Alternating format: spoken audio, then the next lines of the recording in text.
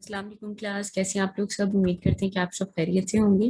Class, जैसे कि आपको पता है कि हमारा सेमेस्टर न्यू स्टार्ट हुआ है और इस सेमेस्टर में हमने जो आपको सब्जेक्ट पढ़ाना है वो प्रिंसिपल ऑफ अकाउंटिंग के नाम से है।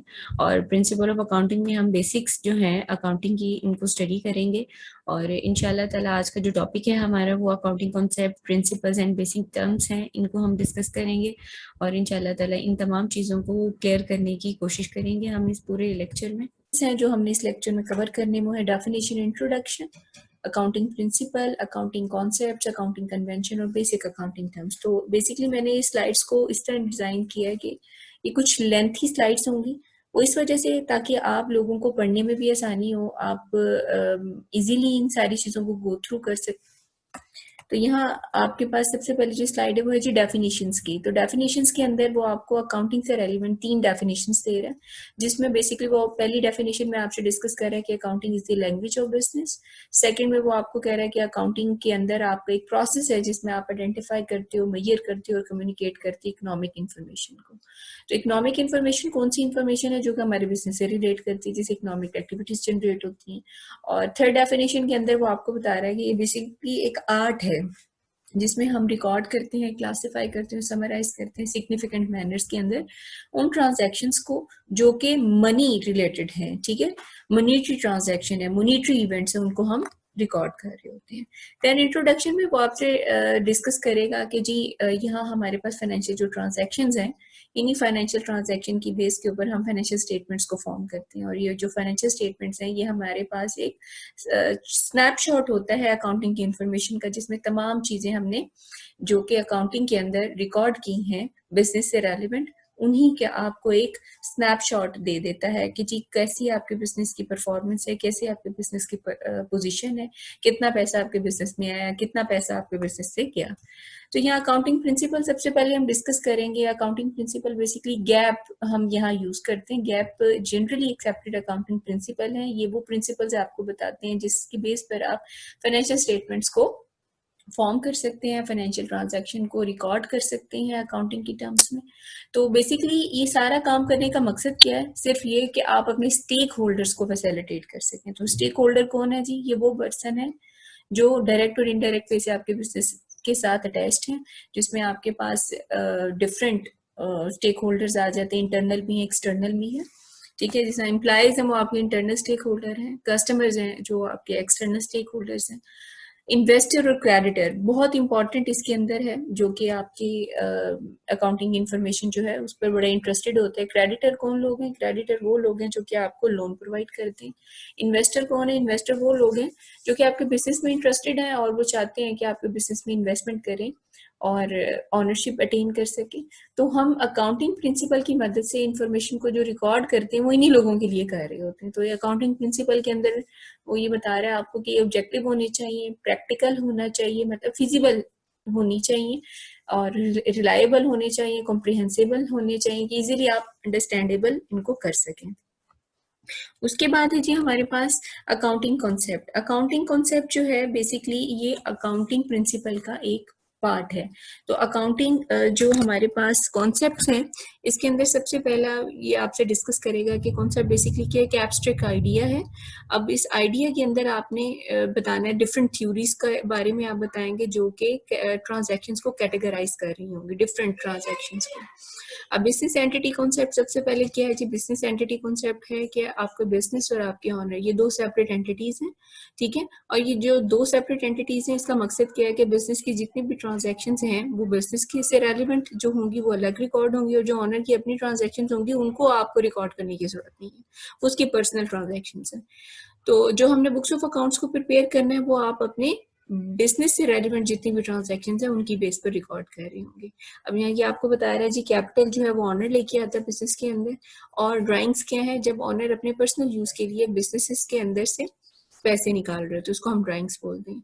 तो personal transactions of the owners are not recorded. अब यहाँ एग्जांपल भी वो आपको दे रहा है कि किसी ऑनर ने एक कार परचेज की तो इसको आप रिकॉर्ड नहीं करेंगे in the books of accounts के अंदर।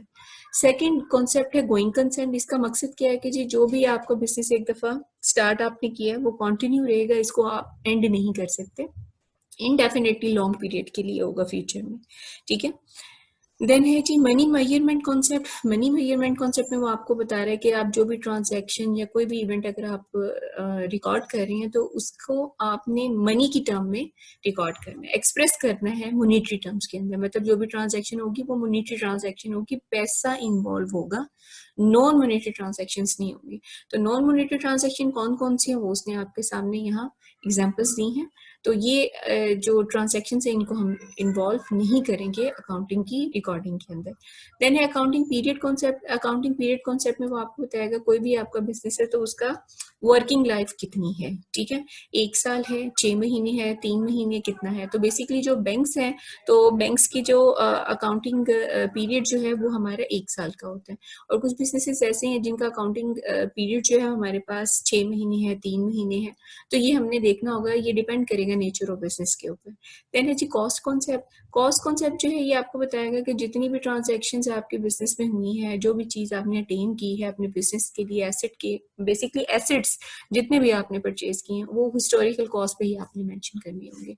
अब यहाँ ये एग्जांपल आपको दे रहे हैं, हिस्टोरिकल कॉस्ट जो है 2010 में भी आप वही मेंशन करेंगे, 2011 में भी, लेकिन मार्केट वैल्यू इसकी चेंज हो सकती है। आपने कौन सी रिकॉर्ड करनी है? हिस्टोरिकल कॉस्ट, जिस पर आपने जो चीज़ परचेज की है। Dual aspect concept. तो डुअल एस्पेक्ट कॉन्सेप्ट आपको बता रहा है कि हर ट्रांजैक्शन के 2 एस्पेक्ट हैं, डेबिट भी है, क्रेडिट भी है। तो डेबिट बेसिकली रिसीविंग बेनिफिट और क्रेडिट बेसिकली प्रोवाइडिंग बेनिफिट्स। तो जितनी भी ट्रांजैक्शन होंगी उनके डुअल एस्पेक्ट होंगे। तो यहाँ आपको वो बता रहे हैं, एक ट्रांजैक्शन है कैश सेल ₹10,000। तो कैश हमारे बिजनेस में आया क्योंकि हमने सेल की है 10,000 की, तो वो डेबिट हो गया, सेल अकाउंट हमारा क्रेडिट हो गया 10,000 से। इसी तरह अगला कॉन्सेप्ट है अकाउंटिंग इक्वेशन। अकाउंटिंग इक्वेशन क्या है जी? ये हमारा बेस है अकाउंटिंग की। Asset is equal to liability plus owner equity. तो एसेट्स जितने भी हमारे बिजनेस के हैं वो इक्वल होने चाहिए लायबिलिटी प्लस ओनर इक्विटी के। तो ये अकाउंटिंग इक्वेशन कहलाएगी हमारी। Realisation concept. रियलाइजेशन कॉन्सेप्ट में वो आपको बताएगा जैसे प्रॉफिट आप अर्न करते हो आप उसी वक्त उसको मेंशन करते हो। मतलब आपने कोई गुड्स या सर्विसेज किसी को प्रोवाइड की हैं तो उसका जो बेनिफिट है या प्रॉफिट है आप उसी वक्त रिकॉर्ड कर लेंगे, हालांकि अभी आपको पैसे नहीं रिसीव हुए। Matching concept. मैचिंग कॉन्सेप्ट में आपने एक्सपेंसेस को एसोसिएट करना है रेवेन्यूज के साथ, कि जितने हम एक्सपेंस कर रहे हैं चीजों के ऊपर क्या उतना हमें रेवेन्यू भी जनरेट हो रहा है या नहीं हो रहा। तो बेसिकली ये जो मैचिंग प्रिंसिपल है ये अक्रूअल अकाउंटिंग मेथड से रिलेट करता है। अक्रूअल अकाउंटिंग मेथड क्या है ये आगे चल के भी हम आपको बताएंगे। छोटा सा स्नैपशॉट आपको यहाँ देती जाऊँ कि अक्रूअल अकाउंटिंग का मतलब ये है कि जो बिजनेसेस आपके उधार पे चल रहे होते हैं उनके लिए हम अक्रूअल अकाउंटिंग मेथड को यूज करते हैं। अच्छा, यहाँ उसने एग्जाम्पल भी आपको दी, एग्जाम्पल आपने लाजमी देखनी है, ठीक है, और फिर मुझे बताना है कि आपको समझ आई या नहीं। अब सेकंड पार्ट जो है अकाउंटिंग प्रिंसिपल्स का वो है अकाउंटिंग कन्वेंशंस। तो कन्वेंशंस क्या है? ट्रेडिशंस हैं, हमारे कस्टम्स हैं, किन बेसिस के ऊपर हम अकाउंटिंग का डाटा जो रिकॉर्ड करते हैं। तो पहला ये हमारे पास जो कन्वेंशन है वो है मटीरियलिटी। तो मटीरियलिटी क्या है जी? ये मटीरियलिटी का मतलब है कि ये ऐसी इंफॉर्मेशन आपने रिकॉर्ड करनी है जो कि मटेरियल हो, इंपॉर्टेंट हो, सिग्निफिकेंट हो। जो इंपॉर्टेंट नहीं है, सिग्निफिकेंट नहीं है, उसको आप हरगिज रिकॉर्ड नहीं करेंगे। अब ये मजीद वो आपको यही बता रहा है कि आप the firm need not record in material and insignificant items. जितने भी मटीरियल या इनसिग्निफिकेंट आइटम्स उनको आप रिकॉर्ड हरगिज नहीं करेंगे। अच्छा, अब यहाँ उसने आपको इलेस्ट्रेशन भी दी है, ठीक है, और एक क्वेश्चन आपसे पूछे फिर उसका आंसर भी उसने आपको दिया कि जो मटेरियल चीजें हैं वही आप मेंशन करें, जो इमटेरियल है उसको मेंशन करने की जरूरत आपको यहाँ नहीं है। देन है full disclosure. Full disclosure convention का मतलब है ये है कि आप जो भी इंफॉर्मेशन अकाउंटिंग की दे रहे हैं उसका फुल फ्लेज इंफॉर्मेशन, उससे रेलिवेंट इंफॉर्मेशन आपको नोट्स में डिस्क्राइब करनी पड़ेगी। फॉर एग्जांपल अगर मैंने कोई एसेट परचेज किया, फॉर एग्जांपल जिस तरह मैंने कोई फर्नीचर परचेज किया, तो मैंने फर्नीचर कहाँ से परचेज किया, मैंने कितने का परचेज किया, ठीक है, ये सारी चीजें मुझे मेंशन करनी पड़ेगी। इसको हम कहते हैं फुल डिस्क्लोजर। ओके, देन है जी कंजर्वेटिज्म। कंजर्वेटिज्म में वो आपको बताएंगे कि जी जितने भी अकाउंटिंग इन्फॉर्मेशन में हम डाटा रिकॉर्ड करते हैं अगर कहीं लॉसेस हो जाए तो उसको हमने हाईलाइट ज्यादा करना है, और अगर प्रॉफिट्स हैं तो उसको हमें हाईलाइट करने की जरूरत नहीं है। तो accountant should always be on side of the safety. Safety की साइड पे वो रहते हैं और कोशिश उनकी होती है कि anticipate no profits but provide for losses. Profits को हाईलाइट करने की, एंटिसिपेट करने की जरूरत नहीं है, लेकिन लॉसेज आपको बताने हैं। उसकी एग्जांपल भी वो आपको दे रहा है कि making provision for bad and doubtful debts, showing depreciation on fix asset but not appreciation. मतलब अगर अब बैड डेट्स या डाउटफुल डेट्स क्या होते हैं कि अपने कस्टमर को उधार पे चीजें दी और उस बंदे ने आपको रिटर्न नहीं किया, तो ये आपको बैड डेट बन जाता है। ठीक है, जैसे आप लोन लेते हैं बैंक से और बैंक वालों को रिटर्न नहीं करते, तो वो भी आपका बैड डेट या डाउटफुल डेट्स बन जाती हैं। अब कोई भी एसेट आप लेते हो, जैसे एक गाड़ी आप लेते हो, आज आपने खरीदी है, उसकी कल वो मालियत नहीं होगी। ठीक है ना, आज आप अगर उसे बेचने जाते हो, अभी खरीद के आए हो, दोबारा बेचने जा रहे हो, तो उसकी जो डेप्रिसिएशन उसी वक्त से स्टार्ट हो जाएगी, उसकी वैल्यू जो है वो रिड्यूस होना शुरू हो जाएगी जब से आप उसे परचेज करेंगे। तो वो डेप्रिसिएशन तो आप मेंशन करते हो, लेकिन एप्रिसिएशन मेंशन नहीं करते। जैसे लैंड है, आज आपने खरीदी 2 लाख की, 3 साल के बाद वो 4 लाख की होगी, तो आप एप्रिसिएट हो गया, बढ़ गई आपकी वैल्यू, वो आपने मेंशन नहीं यहाँ करना। कंसिस्टेंसी क्या है जी, अगर आप कोई भी प्रैक्टिस या कोई मेथड यूज कर रहे हो अकाउंटिंग का, तो वो कंसिस्टेंट होना चाहिए, एक पीरियड टू एनदर। मतलब एक साल में आपने डेप्रिसिएशन को कोई मेथड अप्लाई किया तो वो कंटिन्यू रहेगा, अगले साल अगर आप चेंज कर रहे हैं तो विद रीजन, विद लॉजिक आपने उसको एक्सप्लेन करना होगा कि मैं ये क्यों चेंज कर रहा हूँ या कर रही हूँ। देन है जी बेसिक अकाउंटिंग टर्म्स। ये बेसिकली ये जो स्लाइड्स हैं ये मैंने आपके लिए डिजाइन की है, उसका मकसद सिर्फ ये था कि आप इन बेसिक टर्म्स को अच्छे से समझ सकें और अगर इसमें कोई प्रॉब्लम हो वो आप मुझसे डिस्कस कर सकें। अब यहाँ एसेट्स को वो डिफाइन कर रहा है कि asset is equal to liability plus owner equity या स्टेक होल्डर इक्विटी भी हम लिख सकते हैं, शेयर होल्डर इक्विटी भी लिख सकते हैं।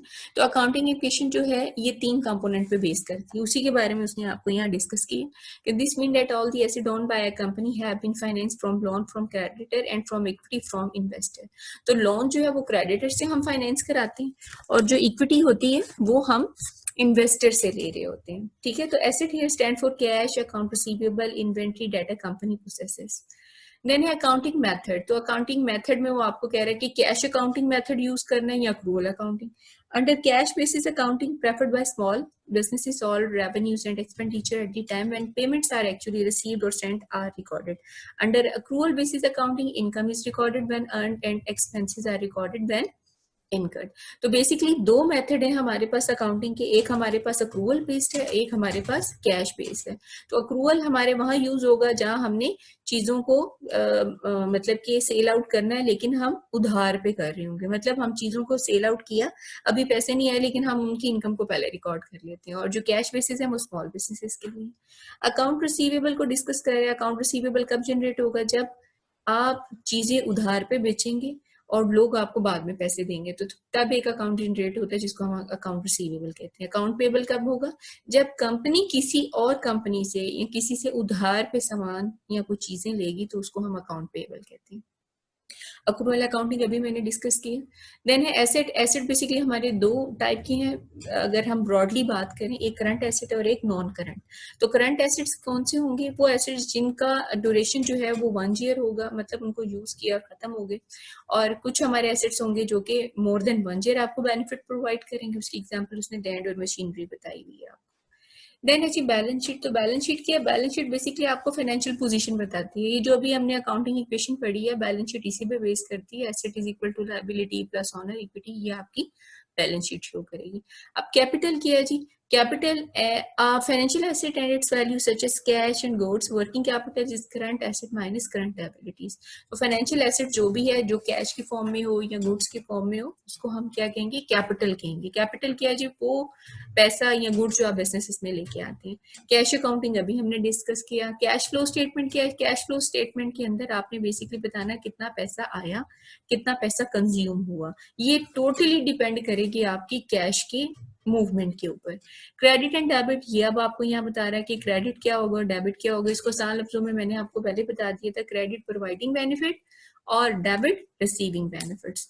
Double entry book keeping. अब डबल एंट्री बुक कीपिंग बिल्कुल वैसा कॉन्सेप्ट है जिससे हमने डुअल एंट्री का बताया था आपको, ये डुअल एस्पेक्ट बताए थे आपको ट्रांजैक्शन के, कि अगर एक ट्रांजैक्शन है तो वो एट अ टाइम डेबिट भी हो रही है और एट अ टाइम क्रेडिट भी हो रही है। For example an automobile repair shop that collect ₹10,000 in cash from a customer, enter this amount in the revenue credit side and also in the cash debit side. If the customer had been given credit account receivable would have been used instead of cash। ठीक है, तो यहाँ वो आपको बता रहा है कि अगर आपने कोई ट्रांजैक्शन परफॉर्म किया तो उस ट्रांजैक्शन को आपने देखना है कि कौन सा अकाउंट आपका डेबिट होगा, कौन सा अकाउंट आपका क्रेडिट होगा।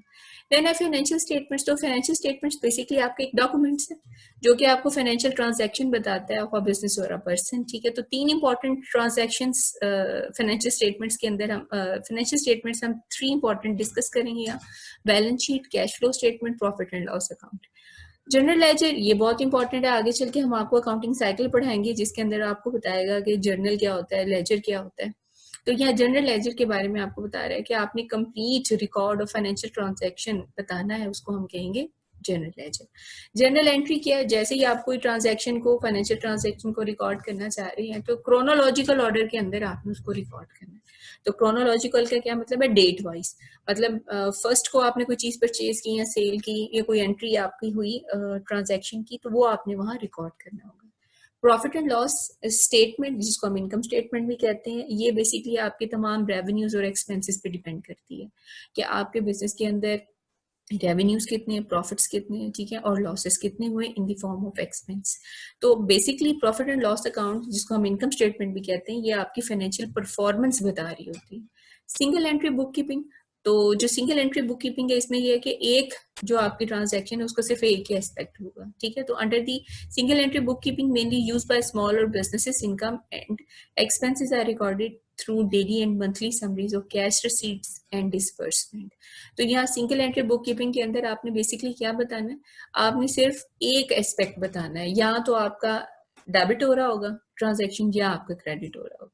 टाइप ऑफ अकाउंटिंग, तो टाइप ऑफ अकाउंटिंग को आपको बता रहा है financial accounting report information about a company's performance to investor and creditors. Management accounting provide financial data to managers for business development.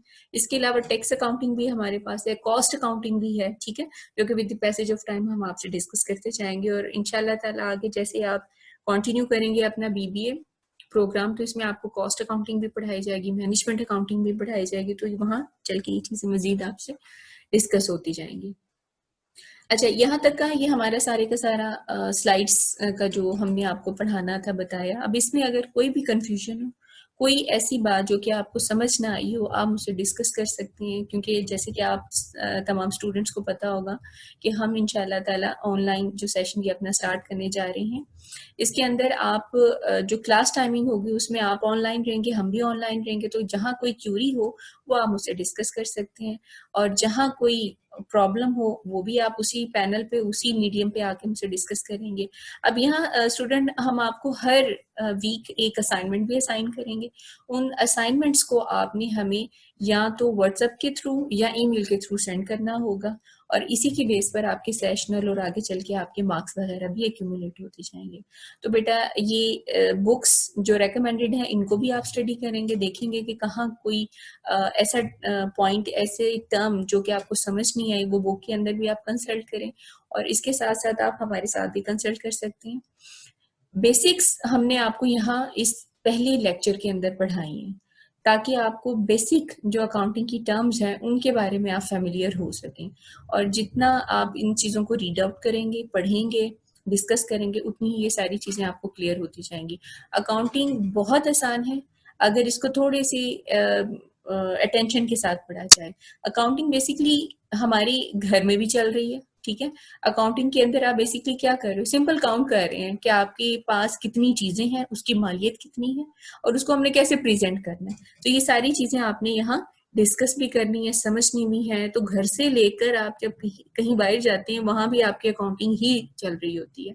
तो पर्टिकुलरली हम यहाँ आपको पर्सनल अकाउंटिंग तो नहीं पढ़ा रहे, हम आपको बिजनेस अकाउंटिंग के बारे में डिस्कस कर रहे हैं। तो ये बिजनेस अकाउंटिंग जो है बहुत इंपॉर्टेंट आपके लिए रहेगी, और इसको आपने बहुत अच्छे से दिल लगा के पढ़ना है। और असाइनमेंट्स के ऊपर फोकस हमारे इस वजह से रहेगा क्योंकि हमारा और कोई मीडियम नहीं, इंटरेक्ट करने का यही मीडियम है। तो इस मीडियम में हमने इंशाल्लाह ताला इसको सक्सेसफुल बनाना है।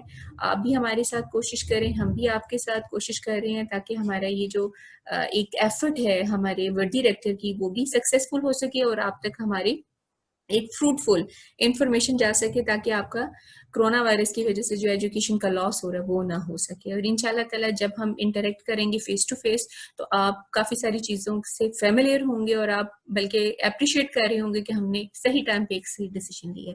So thank you so much students, best of luck. इंशाल्लाह ताला नेक्स्ट लेक्चर में दोबारा आपसे डिस्कस करते हैं चीज़ों को। अल्लाह हाफिज़।